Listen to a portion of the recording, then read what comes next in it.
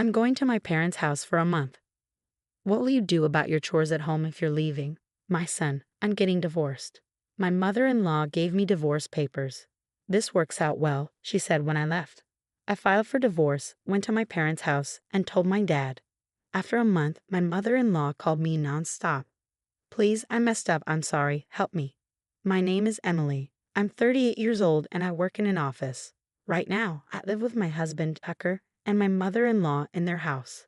Even though I should feel happy about being married to Tucker, I really regret it. The reason is that my mother-in-law bullies me all the time and never changes her behavior. Tucker and I met at work. Our companies were partners, so we often worked together. Over time, we became closer and started going out for meals and dates. After about a year of dating, Tucker proposed, and we decided to get married. That was 3 years ago when I was 35. At the start of our marriage, we were really happy. It was just the two of us, and I hadn't realized what my husband was really like yet. We both had good jobs and made good money. On weekends, we treated ourselves to nice trips and delicious meals at fancy restaurants. I thought we'd keep making great memories together. But things changed 2 years into our marriage. It all started when my husband's dad got sick suddenly and passed away. My mom is really sad about losing Dad, my husband said, turning to me for advice. Do you think we should move in with her? Huh. I was a bit confused. Sure, I cared about my mother-in-law, but we had only been married for 2 years. I wanted to live as a couple a bit longer, at least, but it seemed like my husband didn't want to leave his mom alone. I'm her only son, so I feel like I need to take care of her as much as I can, you know? Truth is, I hadn't been very attentive to my own dad before he passed away. Tucker, seeing my husband so sad, I felt the urge to help and support him. But I still regret the decision we made back then. If only I had realized what my husband was really like sooner, maybe things wouldn't have been so tough. Shortly after, my husband and I moved into my in-laws' house. Tucker, it's good of you to be here, my mother-in-law said. Mom, you don't have to worry anymore now that we're here, Tucker replied. Thank you, dear. I'll take care of you both from now on, she said. Of course, we appreciate it, Tucker responded. I couldn't shake the feeling that my mother-in-law's response to me was a bit distant. Feeling uneasy, I walked into the in-laws' house.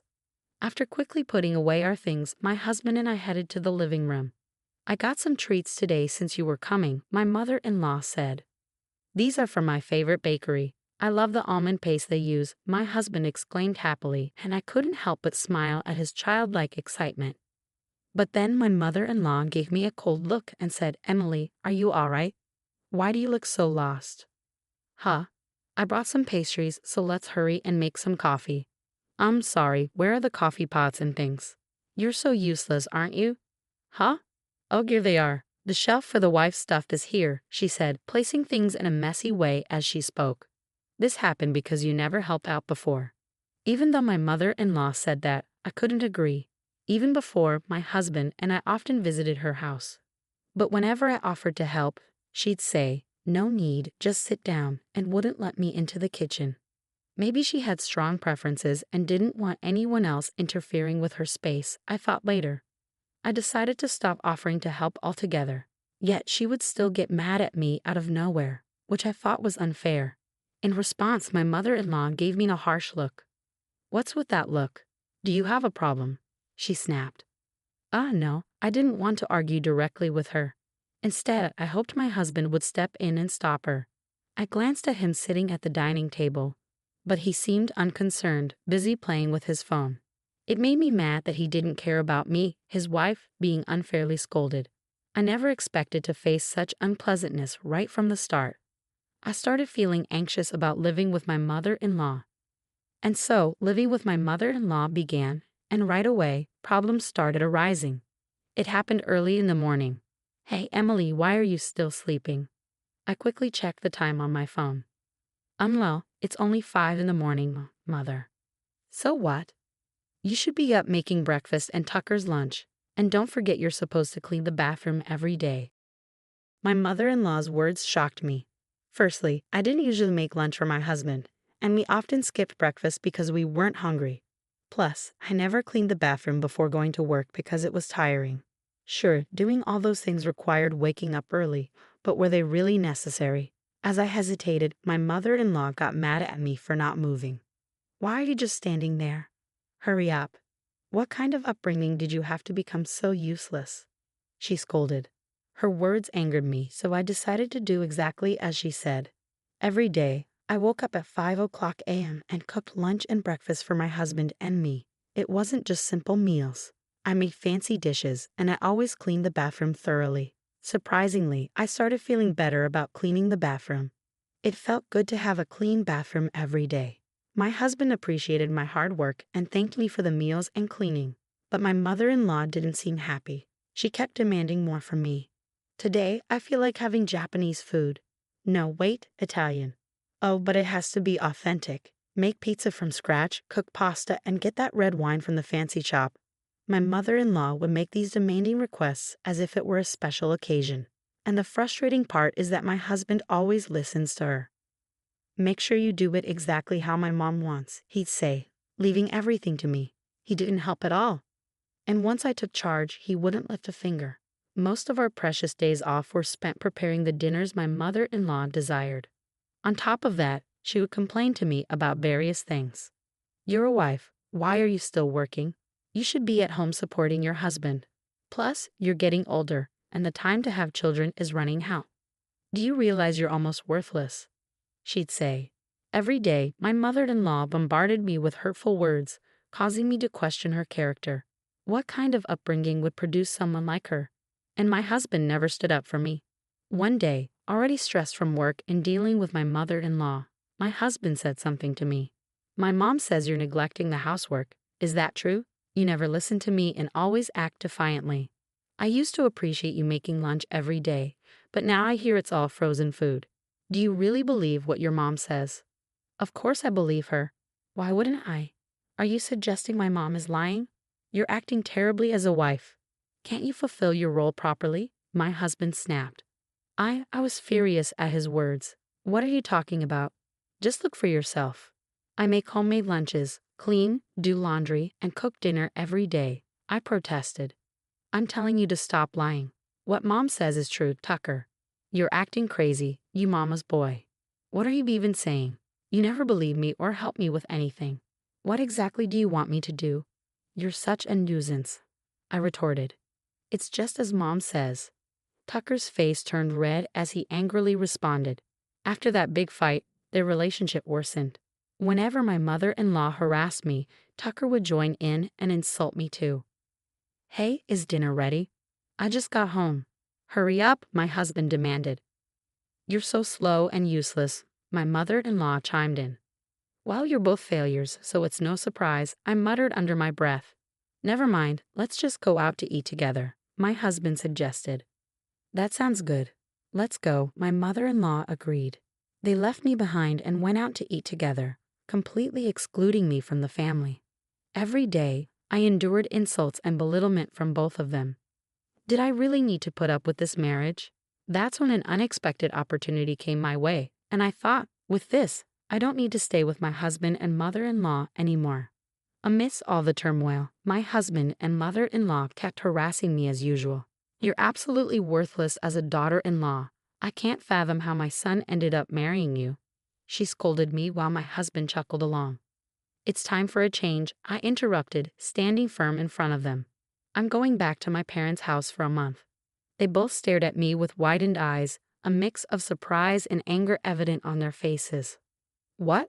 What about the house? What if there's a fire? My husband panicked. Yeah, you're being incredibly irresponsible. If you're leaving, then divorce my son. My mother-in-law yelled, grabbing something from a drawer. It was the divorce papers. She threw them at me. Go ahead, sign it, she challenged. Oh, Mom, you're prepared for this, my husband remarked, surprised. That's right. You have no choice but to obey us. If you don't like it, then get a divorce. This is a convenient situation, my mother-in-law asserted. Fine, let's get divorced then, I responded firmly. They both widened their eyes in shock at my response, but I ignored their reactions and picked up the divorce papers, starting to fill them out. I'm done with my part, so please leave quickly, I told them. My husband blinked at me in disbelief. Was that earlier just a bluff? That was really lame, he muttered. But when I insisted, he probably glared at me. Don't mess around. I'm serious. Let's get divorced, I said firmly. Tucker forcefully snatched the divorce papers from me and filled in his own section. Is this good enough? He asked, slamming the divorce papers on the table. Even if you want to take it back, it's too late. Oh well, this means it's over for you two in my heart. She laughed loudly. I thought it's over for you guys. As soon as I left my in-laws' house, I promptly submitted the divorce papers. I returned to my parents' house and told my father about everything. He was shocked and promised to take necessary actions to address the situation. Then, 1 month later, my mother-in-law bombarded me with phone calls. Hello? Hello? What do you want?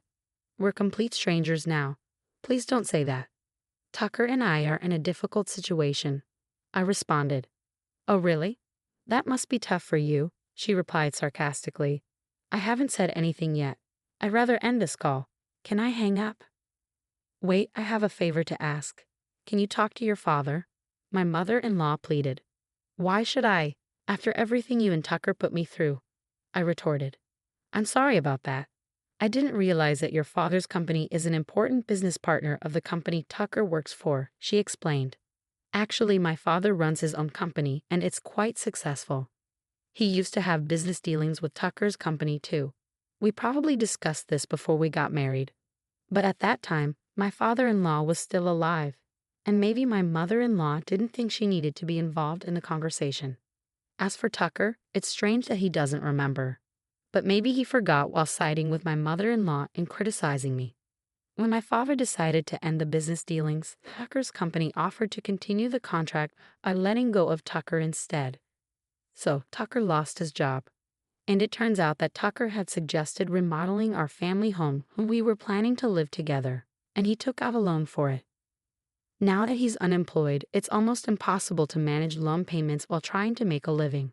Until now, we've been able to manage because I've been contributing my fair share of living expenses as a company employee. But now that I'm divorced, Tucker and my mother-in-law must be in a tough situation. Why did you feel the need to show off by remodeling the house, Tucker? You're so proud, just like your mother. Please help me, my mother-in-law pleaded. I apologize for my mistakes, she continued weakly, lacking the strength to respond to my provocation. I'm sorry, but I can't forgive you for what you've done. If you're expecting me to help you, it's pointless. Instead, focus on finding a job, even if it's temporary. As for me, this conversation is a waste of time, so I'm ending it now. After ending the call and blocking their numbers, I heard that my ex-husband and mother-in-law couldn't keep up with the mortgage payments, so they had to sell the house. It wasn't even that old, and my mother-in-law could have lived there during her retirement. It's a shame they wasted money and let it go. Currently, they're living in an apartment on an island somewhere. My ex-husband works part-time while they rely on my mother-in-law's pension to get by. Meanwhile, I was getting ready to move overseas. Instead of renting a new place, I decided to stay with my parents until I leave. I'll cherish the time with them until then. I'm excited and hopeful about life and work in the new country. Despite the difficulties with my ex-husband and mother-in-law, I'm optimistic about the future. I wonder why they treated me so poorly, but I'm glad to have cut ties with them. Maybe I'll find a wonderful partner overseas and have an international marriage. I genuinely wish them happiness in their future. Thanks for following my story, and if you enjoyed it, please subscribe to the channel. I look forward to sharing